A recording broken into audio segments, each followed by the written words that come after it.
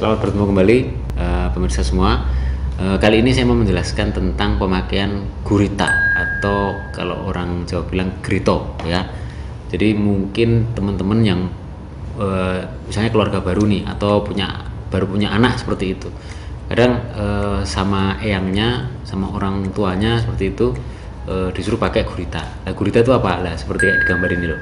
Ya, itu gurita. Itu grito. Nah, itu apakah ada fungsinya? Nah, ini pertanyaan yang cukup menggelitik ya. Sebenarnya kalau secara keilmuan tidak ada fungsinya. Jadi karena itu sebenarnya kalau sepengetahuannya orang-orang zaman dulu itu biar anget seperti itu. Terus kemudian biar perutnya nggak melar seperti itu. Tapi sebenarnya itu salah. Kenapa salah? Karena dengan pemberian grito akhirnya kenceng kan. Nah, ada akibatnya, ada efeknya juga. Misalnya nih, si bayi ini minumnya kuat, ya, minumnya banyak. Harusnya perut itu elastis, ya, membesar. Tapi karena dibatasi pakai gurita, akhirnya bisa tumpah. Nah, tumpah itu juga ada resikonya. Kalau masuk ke paru-paru, anaknya bisa sesek, bisa tersedak seperti itu. Tuh. Terus kemudian kalau terlalu kencang, anak ini juga akan kesulitan untuk bernafas seperti itu.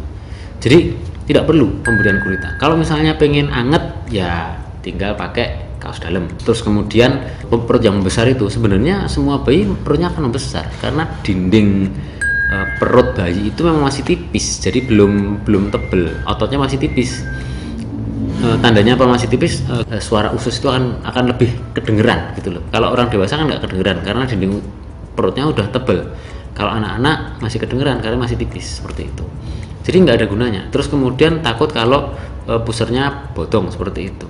Itu juga tidak beralasan seperti itu. Artinya kalau memang dia sudah lepas, nanti pada akhirnya akan masuk. Kalau sampai terjadi kebodongan seperti itu atau namanya hernia ya, itu karena memang dia secara bawaan lubang di pusernya itu lebih besar sehingga ususnya bisa menonjol. Jadi bodong kalau orang Jawa bilang seperti itu. Jadi mau dikasih gurita mau enggak, kalau memang dia lubangnya besar ya akan terjadi bodong seperti itu pusernya. Nah itu. Jadi teman-teman berikutnya jangan menggunakan gurita lagi. Jadi kalau pengen anget ya pakai kaos dalam. Terus kalau pengen perutnya bagus ya itu nanti. Kalau bayi semuanya pasti akan membesar karena dinding perutnya itu tipis seperti itu.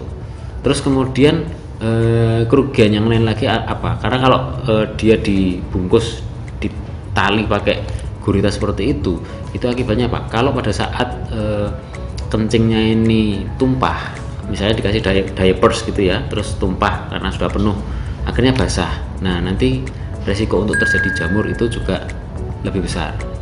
Jadi teman-teman, kesimpulannya, satu, perut bayi itu memang besar.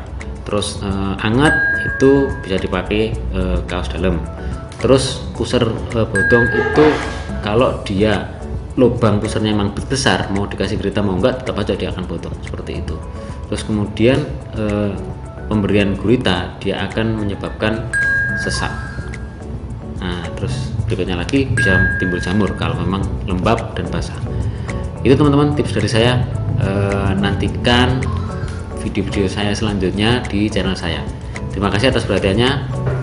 Sampai berjumpa kembali.